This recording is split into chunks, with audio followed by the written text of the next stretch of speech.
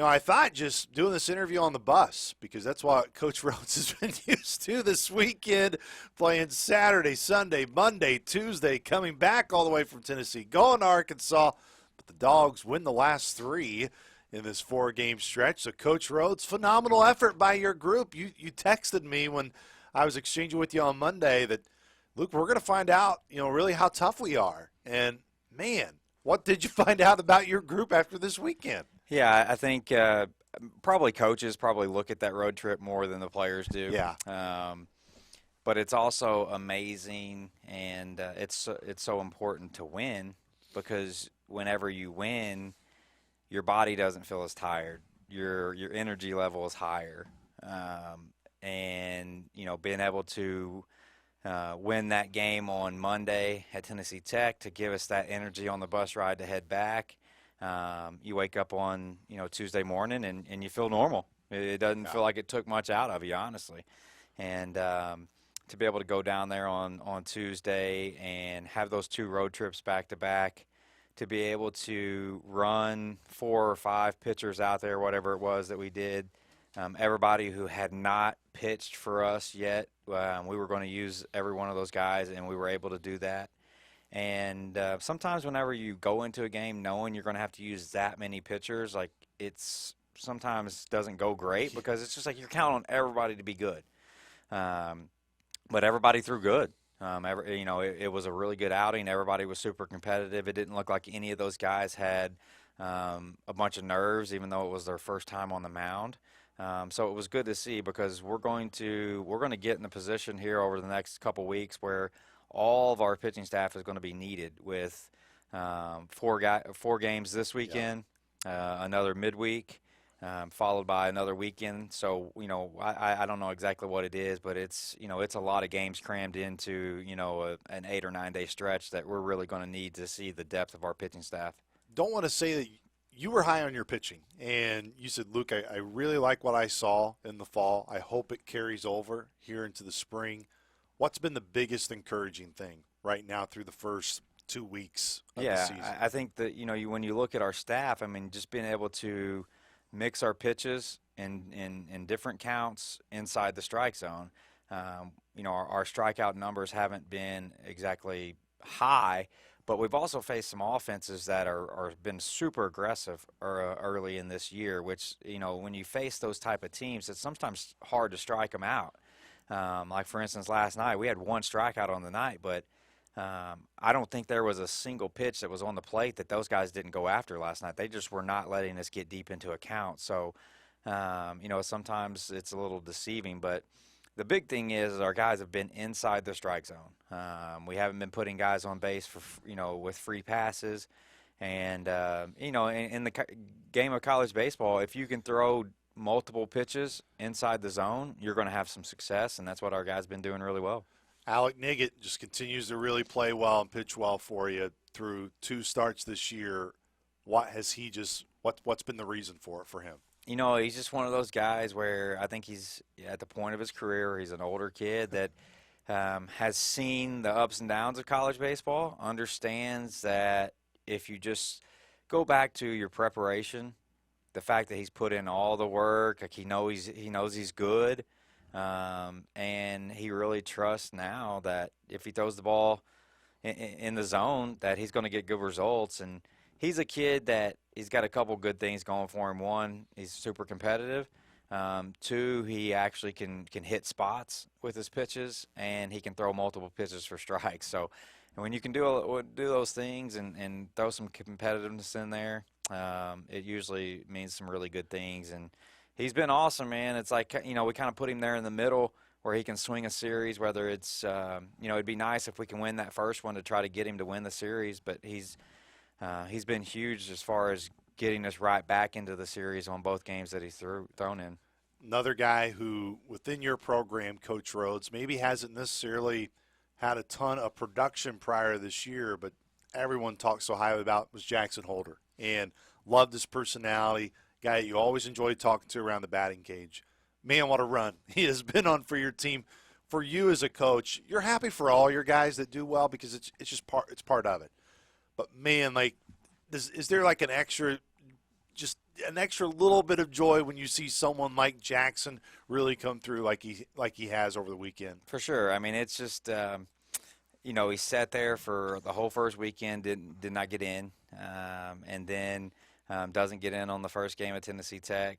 And obviously, I know he, just like all of our guys, put in a lot of time and effort and just sitting there on the bench. And, even, the things that people don't see, I mean, he was still trying to get signs from the dugout, do a lot of things to help our team win. I mean, that's just the type of kid he is, even when he's not playing. And then just to see him get an opportunity and just run with the opportunity, and he's again, he's deserving of that opportunity. And probably looking back on it as a coach, I probably should have given him an opportunity a little bit earlier.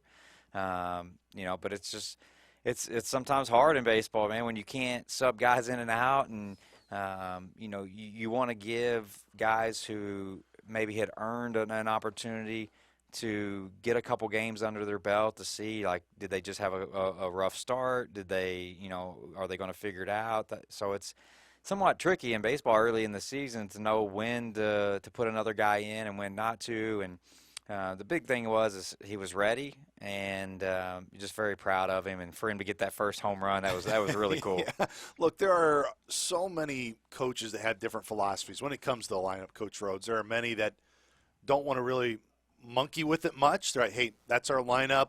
We see what we go through in the fall and then in early January, to trust it enough. And to your point, you don't want to overcorrect, or just because someone has a bad opening 2 weekends, because as we said, it's a long way to go here throughout this year. How have you just found the best way to manage it for you when you want to give a guy an opportunity, but you also don't want to kill anybody's confidence just after maybe one bad weekend? Yeah, I think for me, we have to have a core group of players. And within those core group of players, we need them to play really well in order for us to be really good. But then there's also what I would just call some really good complementary players that whether it's matching up against the other opposing pitcher, right-handed, left-handed, somebody maybe has got a better skill set, whether it's defensively, offensively, and then just using those guys to kind of complement the core group and allow us to match up the best we can against our opponent. And sometimes those pieces that you think are going to be guys who play partial time, sometimes they go into bigger roles, and sometimes those bigger role guys go into smaller roles, and it's just kind of ever evolving and changing. But for us, it's, one, we got to communicate with our guys. I try to, talk to the guys who aren't playing all the time, hey, you're going to get your opportunity, stay ready. And I know that those things are tough. Yeah. That's the kind of player I was when I was in college. I didn't start very often, and, it's tough not to see your name on a lineup card, but we've got to continue to practice with those guys like they are starters, and when they get their opportunity, they're as close to being as ready as possible. Don't want to ever say that coaches, there's ever a peak in a feeling level when you're going throughout a season, because you're always thinking about the next opportunity, and you're always going, what could I have done better to put my team in a better position? But when you have the type of weekend that you did, Coach Rhodes, and yet there's still that part of you where you're like, I don't know if we've even come close to what we've tapped into yet. Is that even a better feeling when you go through and you've had a good weekend and you guys feel good about yourselves, but you're also going, there's still a lot left out there for us? I know it's kind of normal in the month of February. No one ever wants to peak in the month of February, but still, when you can go out, get positive results, yet also know, man, I still don't even think we are even close to tapping into our potential. Yeah, I think, especially from the offensive side, we've shown some much better results over the last handful of games, but we've still had those moments in games too often where it's just been like 1, 2, 3, 1, 2, 3, and our offense is much better than allowing somebody to just 1, 2, 3 us, 4 or 5 times a game. And I think as we get into the season a little bit more, some more at bats. The other thing is and I always bring this up, but in college baseball, man, the weather is such a factor. No doubt. And we've just had some tough days to hit. I mean, the wind's been in our face every game, and I'd love to finally get a game where we can, get some of those balls that are on the warning track to go over the wall. And those days are going to be coming as it gets warmer and things like that. But I really do think that our offense is getting closer to hitting its stride. but it's just not quite there yet, which is exciting because we've been putting some runs on the board the last couple of, games. But when we can get this thing clicking as a whole, then it's going to be a tough lineup to navigate through. Kind of going to the Arkansas State game last night. It was right before basketball, so didn't get a chance to tune in the whole time. But one of the areas that we were chatting about before we officially recorded was what was one of the things that you really stood out to you from the win was how many plays at the plate your team was able to execute. Why was that such a big deal for you? One, because I know those are momentum plays, no doubt, in the course of the game. And when I think you had 3 guys thrown out at home, that has to bode well for your group too. Yeah, I mean, I think, you look there at the very beginning in the first, we score, get momentum, and they have a chance to score there at the very beginning of the game to cut that lead right back in half, and we throw the guy at the plate, which was kind of big to keep that momentum on our side right there. And then I believe it might have been in the 7th or 8th, that kid hits the ball right off the top of the wall, which would have tied the game. And then they go from inches away from tying to getting thrown out the plate to getting the next guy out to still having a lead, which was huge in the swing of just the momentum and things like that. So, again, it was a really nice throw from Caleb Hall in the outfield early in the game, and a really good relay from Milot to Holder, to another good catch by Lim at the plate and a tag there. So, some tough plays that they made look really easy that were huge in the outcome of that game. Cecil Lofton got some love, of course, from the league with his performance over the weekend. He was another guy that you had a lot of confidence in and was anxious to see being within that core group of players. What's been the most beneficial thing to see him perform well here recently? Yeah, I think one of the things that I'm probably most proud with him outside of the offense, because, everybody's going to look at him as an offense player. Man, he's been playing great first base. And he's really saved our infielders on some throws over there. And if he can continue defensively to do what he's doing at first, it's going to help us defensively. Tremendous, amount of errors that he's saved so far, which is awesome. Because not only is he knocking them in offensively and having some really good at bats, but if he can, do it on both sides of the ball, then he's becoming more of a complete player. You talked about maybe not necessarily reaching your peak yet, and we talked great story in Jackson Holder, what he's done, Alec Niggett. But even more importantly, even for maybe someone right now like Michael Milot, who is hitting the ball so well, just unfortunately, it's right at defenders. You keep saying to him, look, like eventually that's going to pay off. You're doing the right things in your approach. And he's such a veteran guy, it's not like you have to have that conversation with him anyways, but that's going to be a massive weapon for guys like Michael who maybe are going through those type of stretches right now early on in the season. Yeah, I think baseball is unique in the sport where I don't know if there's another sport where you can have such good results when the ball comes off the bat and then still have an out. There's not many times in basketball where the ball just goes 3/4 of the way down the hoop and pops out, consistently, right? Yeah. So, like in baseball, no matter what you say, at the end of the thing, when you hit 10 balls on the screws and it goes right to somebody, it still starts playing with you. And that's the tough battle, and that's the great thing about his maturity is that he's old enough we can talk to him about those things. Like, he knows they're good at bats. For some reason, I don't know why, the ball is just finding somebody. And, it'd be nice if he could maybe just dink one in a hole and feel good about it. But the biggest thing is he just needs to continue taking good at bats and finding the barrel. And eventually, those things are going to start to fall. And, it's just one of those things where I don't know why it's happening right there, but you see stretches of times where it goes like that with somebody. But he's hit the ball as hard as anybody on our team, as consistent as anybody on our team. And it seems like Caleb Hall, too, has been the addition you hoped he would be and has started to provide a spark. Yeah, he's played well. I think he's a guy, again, that's just trying to settle his way in. Really good player, played a really good outfield for us, too. So, again, a lot of these guys, like, we've taken, 2 steps forward, 1 step back. It's just kind of been up and down right now early in the season, and I really think that when we start hitting on all cylinders throughout our lineup, it's going to be a scary 9-man lineup, depending on how we have guys assembled in there. That's going to be tough for an opposing pitching staff to navigate through that thing. Well, let's look towards this weekend. Southern Indiana and Bowling Green, both of them have gotten off to good starts, and you're going to have a 4-game weekend. So you'll have one game on Friday, one game Saturday, doubleheader Sunday for you. It'll be a doubleheader each day with those teams being here this weekend.